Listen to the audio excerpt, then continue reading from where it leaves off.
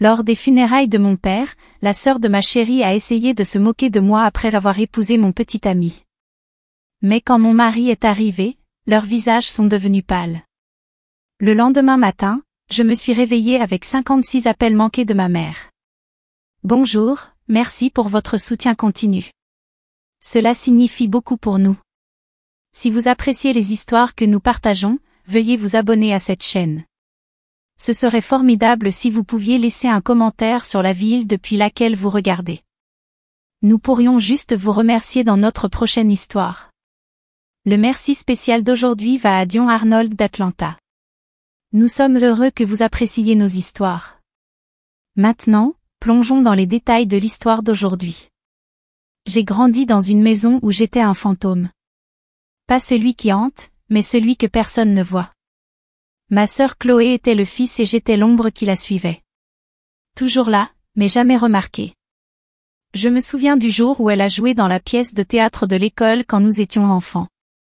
J'avais 10 ans, elle 8 ans et elle a oublié la moitié de ses lignes, trébuchant dans les dialogues comme si elle lisait une liste d'épicerie. Mais maman et papa ont applaudi comme si elle avait gagné un Oscar. Notre petite étoile, s'est exclamée maman, les yeux brillants de fierté. J'étais assis là dans l'auditorium, tenant mon trophée de l'Expo Science dans les mains, la première place pour une voiture à énergie solaire que j'avais construite de toutes pièces. Mes mains étaient moites, mon cœur battait à tout rompre, attendant qu'il se tourne vers moi pour me dire « Élodie, nous sommes fiers de toi ». Mais ils ne l'ont pas fait. Papa a juste ébouriffé les cheveux de Chloé et lui a dit « Tu vas être quelque chose de spécial, gamin ». J'avais envie de crier « Et moi ?» Mais je ne l'ai pas fait. Je ne l'ai jamais fait. Cette nuit-là, je restais allongée dans mon lit, regardant le plafond, le trophée froid contre ma poitrine. La maison était calme, mais ma tête était bruyante. Pourquoi ne m'ont-ils pas vu? Est-ce que je n'étais pas assez? J'ai entendu Chloé rire en bas, la voix de maman douce et chaleureuse, lui disant combien elle était belle sur scène. J'ai pressé mon visage contre l'oreiller, essayant de le bloquer, mais la douleur est restée. C'est toujours le cas. Avance rapide jusqu'au début de la vingtaine. Je sortais avec Maxime, mon premier vrai copain. Il eut ce rire silencieux qui me réchauffa la poitrine, comme si j'avais avalé la lumière du soleil. Il n'était pas parfait. Il a oublié mon anniversaire une fois et il était mauvais pour répondre aux SMS, mais il m'a vu. C'est du moins ce que je pensais. Je l'ai emmené à un dîner de famille, en espérant que maman et papa approuveraient enfin quelque chose dans ma vie. La salle à manger sentait le poulet rôti et l'ail. La table était dressée avec les assiettes fantaisie de maman, celles qu'elle n'utilisait que pour les grandes occasions. Chloé était assise en face de moi, ses cheveux dorés reflétant la lumière, son sourire tranchant comme une lame. Maxime s'est assis à côté de moi, son genou effleurant le mien, et j'ai ressenti une lueur d'espoir. Peut-être que c'était ça. Peut-être que quelqu'un m'a enfin vu. Mais Chloé avait d'autres projets. Elle se pencha par-dessus la table, son rire étant trop fort, trop éclatant, comme si elle jouait devant un public. « Maxime, tu es tellement drôle », dit-elle, ses yeux se rivant sur les siens. Je l'ai vu, l'étincelle.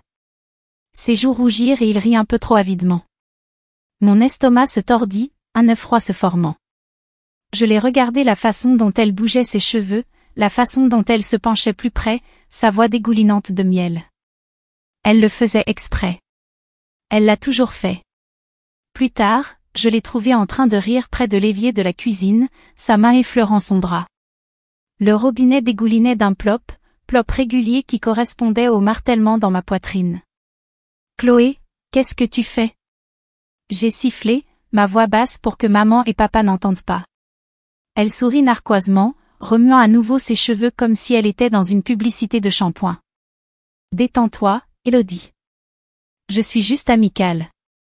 Ne sois pas si paranoïaque. » Ses paroles étaient douces, mais ses yeux étaient froids, comme si elle me mettait au défi de riposter. Je voulais l'attraper, la secouer, lui faire voir à quel point ça faisait mal. Mais je ne l'ai pas fait. Je restais là, les mains serrées, le goutte-à-goutte du robinet résonnant dans mes oreilles. Je suis allée voir maman, en espérant qu'elle le verrait, en espérant qu'elle s'en soucierait. « Maman, Chloé flirte avec Maxime. Ce n'est pas grave, dis-je d'une voix tremblante. Elle soupira comme si j'étais un enfant qui se plaignait d'un jouet. Élodie, ne fais pas d'histoire. Chloé s'amuse juste. Tu réagis de manière excessive. Elle se tourna vers la vaisselle, ses mains frottant une assiette, l'eau éclaboussant. Papa n'a même pas levé les yeux de son journal, les pages bruissant comme s'il m'écartait. Je restais là, attendant qu'ils se tournent vers moi, me serrent dans leurs bras, me disent « Élodie, on te voit ». Mais ils ne l'ont pas fait. Cette nuit-là, je suis restée éveillée à regarder le plafond. La maison ressemblait à une cage et j'étais piégée dans la lueur dorée de Chloé. Les murs semblaient se refermer, l'air était chargé de l'odeur des bougies lavandes de maman, le rire de Chloé résonnait en bas. J'ai pensé à Maxime, à la façon dont il l'avait regardé, à la façon dont maman et papa me regardaient comme si je n'étais rien. J'ai pressé mes mains contre ma poitrine, essayant de me retenir, mais la douleur était trop grande. Je ne le savais pas à l'époque, mais les barreaux étaient sur le point de se briser. Quelque chose devait céder, et ce serait bientôt le cas. Maxime m'a quitté un mardi pluvieux. Je me souviens du bruit de la pluie qui frappait contre la fenêtre, comme si elle se moquait de moi. Un tapotement, un tapotement, un tapotement régulier qui ne s'arrêterait pas. Il se tenait dans mon appartement, les mains fourrées dans ses poches, ses yeux s'écarquillant comme s'il ne pouvait pas me regarder. « Élodie, je suis désolé, dit-il d'une voix basse, presque un murmure. C'est Chloé. Elle est différente. Passionnante. Ma gorge me brûlait, une douleur aiguë et brûlante, mais je n'ai pas pleuré. Pas devant lui. Je l'ai regardé, l'homme qui avait ri avec moi, qui m'avait tenu la main, qui m'avait promis pour toujours. Tu l'as choisi ? Murmurai-je, ma voix se brisant. Il hocha la tête, ses yeux rencontrant enfin les miens, et je le vis, de la culpabilité, mais pas assez. Pas assez pour rester. Et juste comme ça, il était parti. La porte se referma derrière lui, la pluie avalant ses pas. J'étais assis là, regardant l'espace vide où il se tenait, la pièce soudain trop grande, trop calme. La pluie continuait de tomber et je la sentais dans ma poitrine, comme si mon cœur battait en rythme. J'avais envie de crier, de lancer quelque chose, de faire cesser la douleur, mais je restais assise là, les mains tremblantes, la respiration superficielle. J'ai pensé à Chloé, à son sourire narquois, à ses cheveux dorés, à la façon dont elle l'avait volé comme s'il était un trophée. Et j'ai pensé à maman et papa, à la façon dont ils l'avaient laissé. J'ai couru vers eux cette nuit-là, désespérée d'avoir quelqu'un pour s'en soucier. Le trajet jusqu'à leur maison était flou, la pluie sillonnait mon pare-brise, les essuie-glaces grinçaient. Je franchis la porte en trombe, les cheveux mouillés, les yeux hagards. Maxime m'a quitté pour Chloé, dis-je, la voix tremblante, la poitrine haletante. Maman fronça les sourcils, mais pas vers Chloé, vers moi. Élodie, Chloé mérite le bonheur, dit-elle d'une voix aiguë, comme si j'étais le problème. Maxime l'a choisi. Tu trouveras quelqu'un d'autre. Papa se contenta de grogner en changeant la chaîne de télévision, le son d'une piste de rire remplissant la pièce. Je restais là, attendant qu'ils me voient, qu'ils me serrent dans leurs bras et qu'ils me disent « Tu en as assez ». Mais ils ne l'ont pas fait. Maman s'est remise à tricoter, les aiguilles claquaient, et papa regardait l'écran, le visage vide. J'avais l'impression de me noyer. L'air était épais, mes poumons serrés. C'est à ce moment-là que j'ai su que je devais partir. J'ai fait une valise ce soir-là, mes mains tremblaient alors que je mettais des vêtements, quelques livres et mon vieil appareil photo dans le sac. La maison était. La pluie était silencieuse, toujours battante, et je me sentais comme un voleur sortant furtivement de ma propre vie. J'ai laissé un mot sur la table de la cuisine, mon écriture en désordre, je suis partie. N'appelle pas. J'ai roulé jusqu'à la ville, les phares traversant l'obscurité, la pluie maculant le monde extérieur. Mon appartement était minuscule, les murs étaient fins, le sol craquait, mais c'était le mien. J'ai trouvé un travail dans un restaurant, je renversais du café sur mon tablier à chaque quart de travail, l'odeur de graisse s'accrochait à mes cheveux. Les clients étaient impolis, les pourboires étaient mauvais, mais je m'en fichais. J'étais libre. J'ai aussi commencé une thérapie. Ma thérapeute, Linda, avait cette voix douce qui me faisait me sentir en sécurité, comme si je pouvais à nouveau respirer. Élodie, dit-elle, tu n'es pas invisible.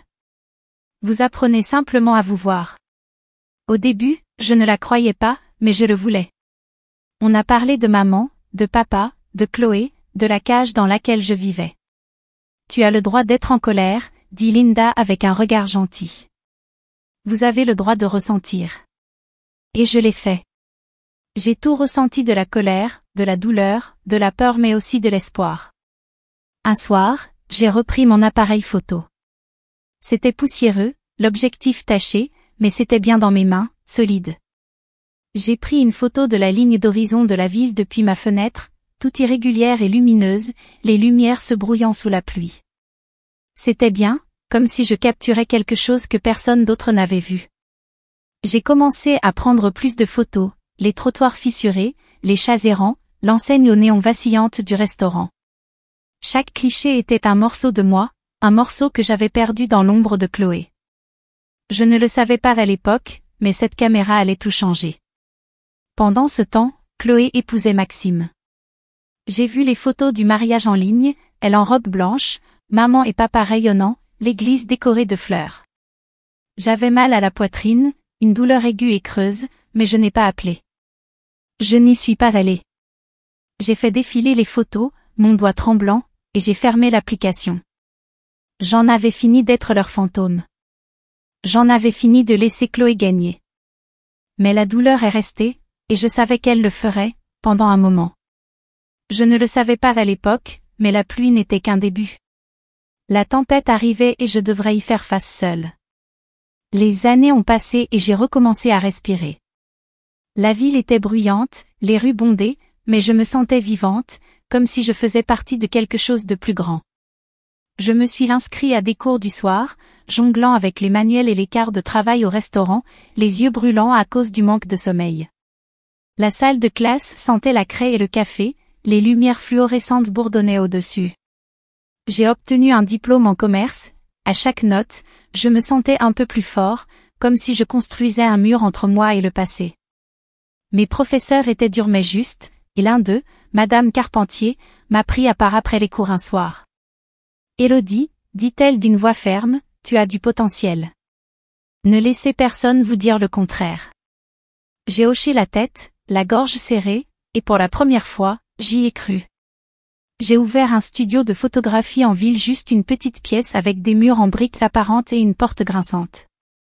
Le loyer était élevé, mais je m'en fichais. C'était le mien. J'ai accroché mes photos au mur miroir fissuré, ombre de la ville, chien errant et j'ai attendu les clients. Ma première était une mariée nerveuse, Emma, qui voulait des photos franches pour son mariage. Elle jouait avec son voile, les yeux écarquillés. Je veux juste avoir l'air réel, dit-elle, la voix tremblante. J'ai souri. Vous l'êtes déjà. Je l'ai surprise en train de rire, ses yeux pétillaient, et quand elle a vu les photos, elle a pleuré. Tu m'as rendue belle, dit-elle en me serrant dans ses bras. J'ai souri. Tu l'étais déjà. Ce moment est resté en moi, comme une lumière vacillante dans le noir. C'est à ce moment-là que j'ai rencontré Damien. Un soir, il est entré dans mon exposition, la cravate détachée, le regard curieux. La galerie était calme, l'air chargé d'odeurs de vin et de parfum. Il s'est arrêté devant une photo que j'avais prise, un miroir fissuré reflétant le ciel. Les bords sont nets, la lumière douce. C'est incroyable, dit-il d'une voix basse, comme s'il se parlait à lui-même. C'est comme si tu trouvais la beauté dans le brisé. Je rougis, peu habituée aux compliments, les joues brûlantes. Merci, marmonnai Jo en remettant mes cheveux derrière mon oreille. Nous avons parlé pendant des heures de l'art, de la vie, de la ville. Quand il m'a invité à sortir avec moi, j'ai dit oui, le cœur battant. Damien était différent. Il écoutait, les yeux fixes, la voix calme. Nous sommes allés prendre un café, le café était chaleureux et confortable, l'odeur de la cannelle emplissant l'air. Je lui ai parlé de ma famille, de Chloé, de la cage dont je m'étais échappée. Il n'a pas jugé. Vous ne leur devez rien, dit-il, sa main effleurant la mienne. Mais tu te dois tout.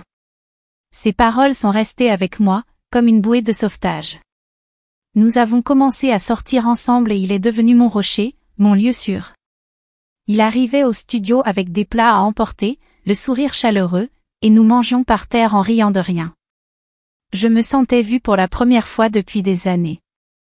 Pendant ce temps, la vie de Chloé était partout, des posts Instagram d'elle et Maxime, la voix de maman au téléphone, jaillissant de leur mariage parfait. J'appelais parfois chez moi, juste pour m'enregistrer, mais c'était toujours pareil. Chloé va très bien, dit maman d'une voix brillante. Elle est tellement heureuse. Ils envisagent d'acheter une maison. J'avais envie de crier, et moi? Mais je ne l'ai pas fait. Au lieu de cela, j'ai raccroché le téléphone, lourd dans ma main, et je suis retournée à mon appareil photo, capturant les ombres et la lumière, les choses brisées reconstituées. J'ai pris des photos du restaurant à l'aube, de l'enseigne au néon qui vacillait, de la ville qui se réveillait. Chaque plan était une partie de moi, une partie que je récupérais. Damien l'a remarqué aussi. Vous êtes différent lorsque vous photographiez. M'a-t-il dit un soir, en me regardant retoucher des photos sur mon ordinateur portable, l'écran brillant dans le noir. Vous êtes libre. J'ai souri, ma poitrine chaude. Je me sens libre, ai-je dit, et je le pensais sincèrement. Mais le passé n'a pas disparu. Cela persistait, comme une ombre que je ne pouvais pas ébranler. J'ai vu les posts de Chloé, son sourire parfait, sa vie parfaite, et ça m'a fait mal. J'ai vu les commentaires de maman, ses émojis de cœur, sa fierté, et ça m'a piqué. Mais je ne l'ai pas laissé gagner. J'ai continué à tirer, j'ai continué à construire, j'ai continué à respirer. Une nuit, Damien m'a emmené sur un toit, la ville s'étendant en dessous de nous, les lumières scintillant comme des étoiles. Il m'a embrassé, ses lèvres douces, et je l'ai senti, une étincelle, une chaleur, un avenir. Je t'aime, dit-il d'une voix ferme. Je me figeai, mon cœur s'emballant. Je t'aime aussi, murmurai-je, et je le pensais sincèrement. Mais la peur était là aussi, la peur de le perdre, d'être à nouveau invisible. Je ne le savais pas à ce moment-là, mais la lumière était sur le point de me trouver, et les ombres, elles étaient sur le point de s'assombrir. La vie parfaite de Chloé n'était plus si parfaite. Je ne voulais pas m'en soucier, mais je l'ai fait. Lucie, ma cousine, m'a appelé un soir, la voix tendue, comme si elle retenait quelque chose. Élodie, je dois te dire quelque chose, dit-elle, le téléphone crépitant. Chloé parle de toi, disant que tu as abandonné la famille. Ce n'est pas vrai, mais tante Margaret et oncle Robert la croient. Je soupirai, m'appuyant contre le comptoir de la cuisine, l'odeur du café persistant dans l'air. Laissez-les, dis-je d'une voix plate. J'ai fini. Mais Lucie ne l'était pas. Elle ne va pas bien, Élodie. Son mariage s'effondre. Maxime est malheureux au travail et Chloé, eh bien, c'est Chloé. J'écoutais, la poitrine serrée, Lucie m'en dire plus. Maxime était coincé dans un travail sans issue dans une entreprise technologique, se plaignant toujours, son ambition s'effaçant. Chloé s'ennuyait et s'en prenait à tout le monde. Ses charmes glissaient, comme un masque. Le serveur lève les yeux au ciel vers maman. C'est comme si elle était en colère contre le monde. J'ai hoché la tête, même si elle ne pouvait pas me voir. Je savais que Claire, celle qui avait toujours tout eu, celle qui avait volé Maxime comme si c'était un prix, mais maintenant le prix était terni, et elle ne savait pas comment le réparer. Maman et papa l'adoraient toujours. Bien sûr, Lucie m'a raconté comment on se vantait d'elle lors des réunions de famille. Leur voix forte, leur sourire large. Claire a tellement réussi, disait maman, les yeux brillants. Elle a tout. Mais Lucie a vu les fissures. Ils sont aveugles, dit-elle d'une voix aiguë. Ils ne la voient pas et ils ne t'ont jamais vue. J'ai ressenti une douleur, mais pas pour Claire. Pour moi, pour la fille que j'étais, celle qui implorait leur amour, leur attention, leur fierté. J'ai pensé au trophée de l'exposience, au dîner, aux nuits où j'avais pleuré pour m'endormir. J'ai pensé à Maxime, à la pluie, aux mots que j'avais laissés. Et j'ai réalisé que je n'étais plus cette fille. Lucie et moi avons discuté davantage après ça. Elle a eu ses propres difficultés.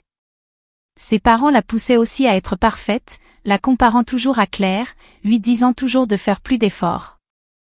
Nous sommes les invisibles, dit-elle en riant. Mais ce n'était pas drôle. C'était triste et cela m'a fait réaliser que je n'étais pas seule. Lucie était mon alliée, ma famille comme maman et papa ne l'ont jamais été. Nous nous retrouvions pour prendre un café, le café était chaleureux et confortable, l'odeur des muffins emplissait l'air. Elle me parlait de son métier, de ses rêves, de ses peurs. Moi aussi, je veux partir, dit-elle un jour, d'une voix douce. Mais j'ai peur. Je lui ai pris la main, ma prise ferme. Tu peux le faire, dis-je. Tu es plus fort que tu ne le penses. Pendant ce temps, la vie de Claire ne cessait de se détériorer. Lucie m'a raconté comment Maxime rentrait tard, la cravate lâche, les yeux fatigués. Il boit davantage, dit-elle à voix basse. Et Claire, dépensant de l'argent qu'elle n'avait pas, des sacs de créateurs, des journées au spa, des voyages. J'ai hoché la tête en l'imaginant, Claire dans ses robes parfaites, ses cheveux parfaits, son sourire parfait. Mais en dessous, les fissures. Je ne voulais pas m'en soucier, mais je l'ai fait. Pas pour elle, mais pour la fille que j'avais été, celle qui avait tout perdu à cause d'elle. Damien l'a remarqué aussi. Tu es tranquille, m'a-t-il dit un soir, assis à côté de moi sur le canapé, la télé vacillant dans le noir. Qu'est-ce qui ne va pas? Je soupirai, m'appuyant contre lui, son bras chaud autour de moi. Lucie m'a parlé de Claire, dis-je à voix basse. Sa vie s'effondre. Il hocha la tête, les yeux fixes. Et comment te sens-tu? J'y ai réfléchi, la question était en suspens. Je ne sais pas, dis-je. En colère, triste, soulagé. Il m'embrassa sur le front, ses lèvres douces. Vous n'avez rien à ressentir, a-t-il déclaré. Tu ne la connais pas. Et il avait raison. Je ne l'ai pas fait. Mais le passé n'a pas disparu.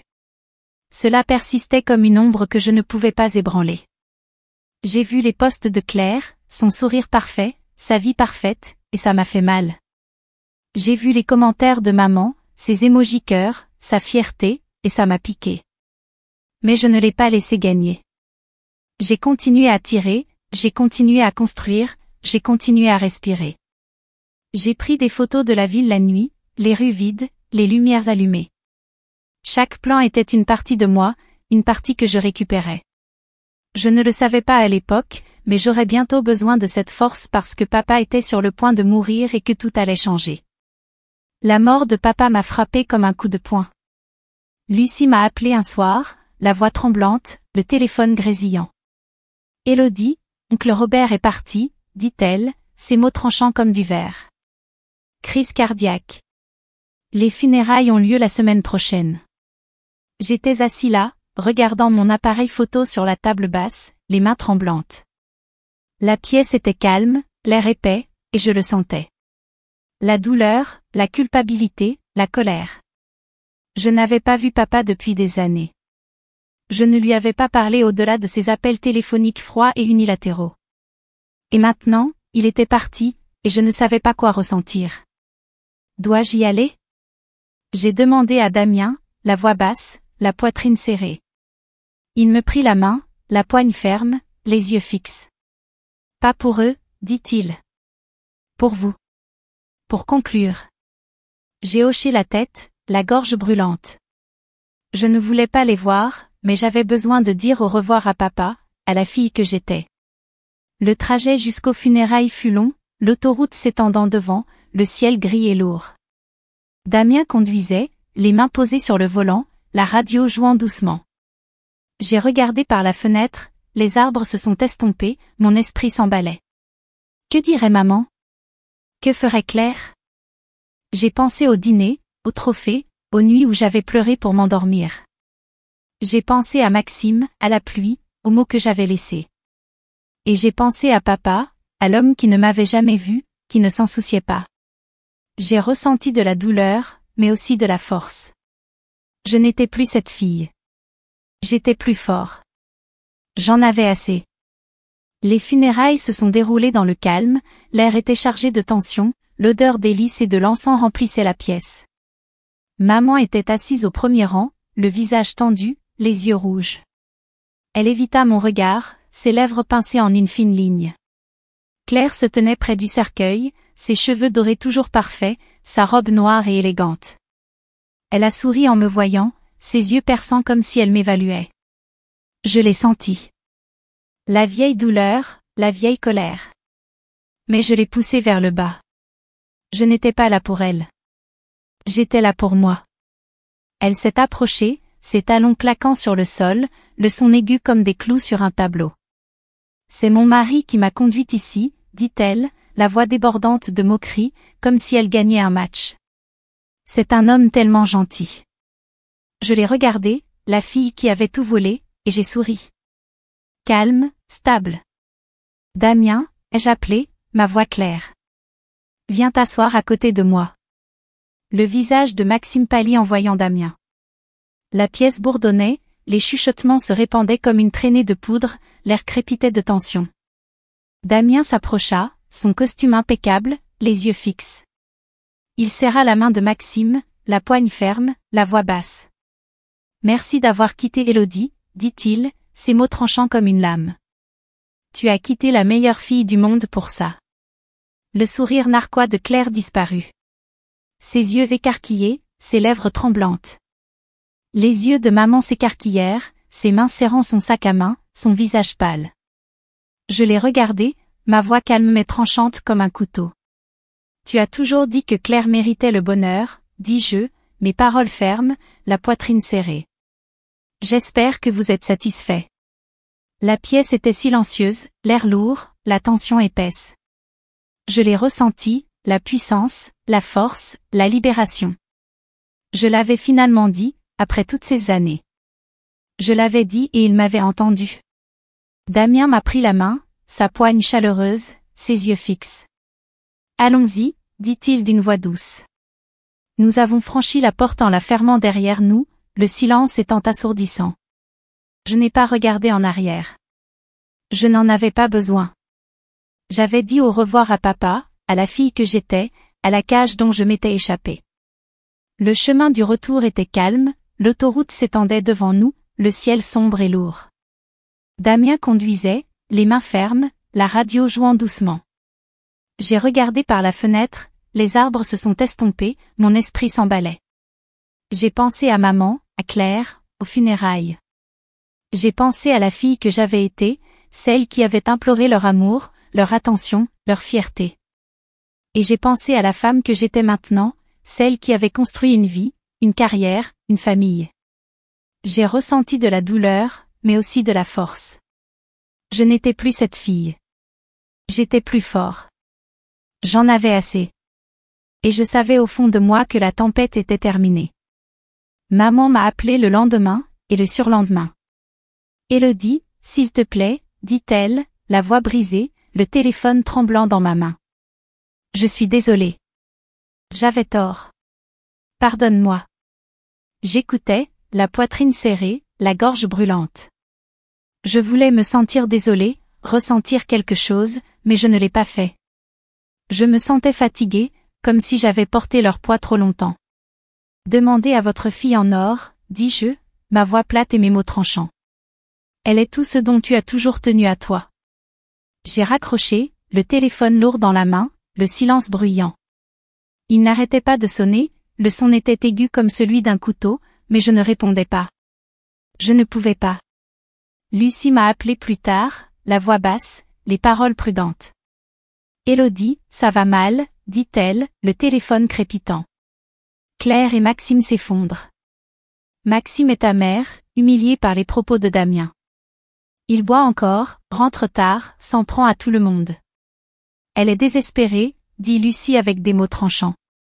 Elle dépense de l'argent qu'ils n'ont pas, en achetant des sacs de créateurs, des journées au spa, des voyages. Elle essaie de mener une vie parfaite, mais elle s'effondre.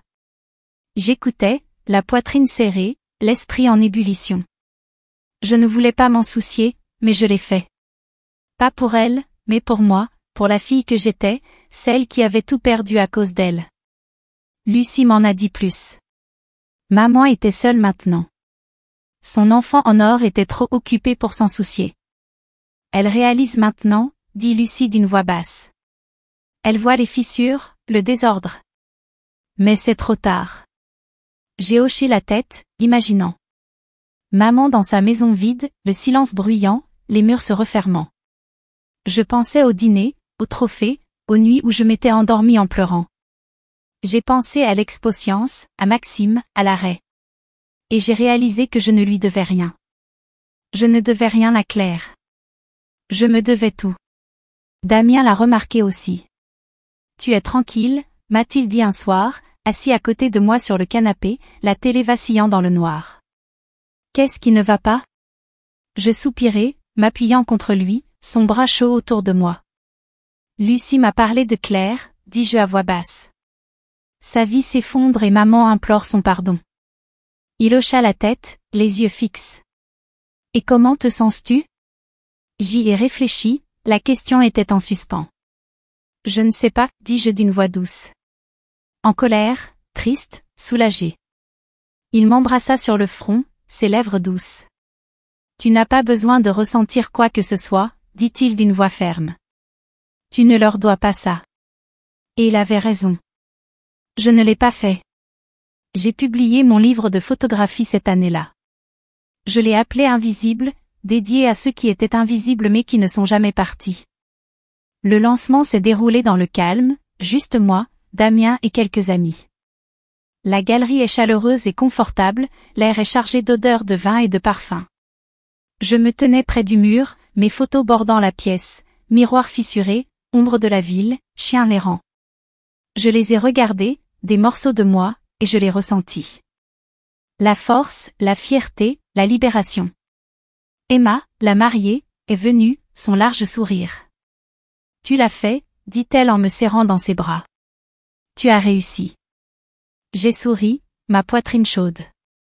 Je l'ai fait, dis-je, et je le pensais. Damien et moi avons légalement créé une fondation. Avec son aide, soutien aux jeunes adultes comme moi, aux enfants issus de familles brisées. Nous avons rencontré des travailleurs sociaux, des avocats, des donateurs. Le bureau était animé, l'air chargé de sens. J'ai raconté mon histoire, ma voix ferme, mes mots clairs. J'étais invisible, dis-je, la poitrine serrée. Mais je ne le suis plus. Et eux non plus ne sont pas obligés de l'être. La pièce était calme, l'air lourd, et je le sentais. Le pouvoir, la force, la libération. Ma douleur est devenue un but. Et Claire, elle n'était qu'un écho qui s'estompait au loin. Sa lueur dorée s'estompe, ses fissures apparaissent. Je ne le savais pas à l'époque, mais la tempête était terminée. J'avais surmonté cette situation et j'en ressortais plus fort. J'ai regardé Damien, Lucie, la vie que j'avais construite, et j'ai su que j'étais suffisant. J'étais toujours suffisant. Des années plus tard, une lettre est arrivée. L'écriture de maman tremblait et mince, l'enveloppe froissée.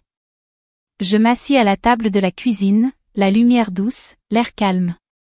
Élodie, pouvait-on lire, le mot tranchant comme du verre. J'avais tort. J'ai favorisé Claire et je t'ai perdu. Je suis désolée.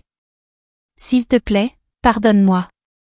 Je l'ai lu une fois, la poitrine serrée, la gorge brûlante. Je le relis, les mots se brouillent, mes mains tremblent. Je voulais me sentir désolée, ressentir quelque chose, mais je ne l'ai pas fait. Je me sentais fatiguée, comme si j'avais porté leur poids trop longtemps. J'ai posé la lettre, le papier froid contre mes doigts, et je n'ai pas pleuré. Je n'ai pas appelé. Le pardon ne signifie pas toujours réparer les choses. Parfois, cela signifie lâcher prise. Et je l'ai fait.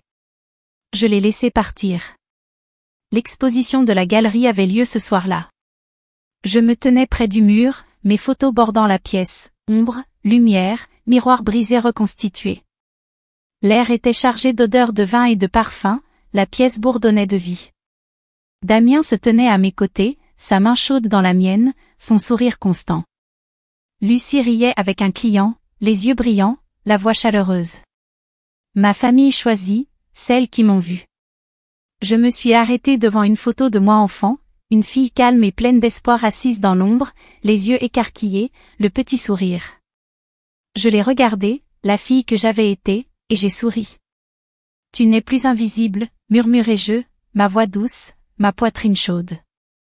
J'ai pensé au voyage, à la douleur, à la force. J'ai pensé à l'expatience, à Maxime, à l'arrêt. J'ai pensé à Claire, à maman, à la cage dont je m'étais échappée. J'ai pensé au dîner, à la caméra, à Damien. J'ai pensé à la fondation, aux enfants que nous avions aidés, aux vies que nous avions changées. Et j'ai réalisé que j'étais sortie de l'ombre de Claire, de la cage de maman. J'avais trouvé ma lumière, et c'était la mienne. Tout à moi. La pièce était calme, l'air lourd, et je le sentais. Le pouvoir, la force, la libération. J'ai regardé Damien, Lucie, la vie que j'avais construite. Et je savais que j'étais suffisant. J'étais toujours suffisant. Et la tempête, c'était fini. J'avais surmonté cette situation et j'en ressortais plus fort.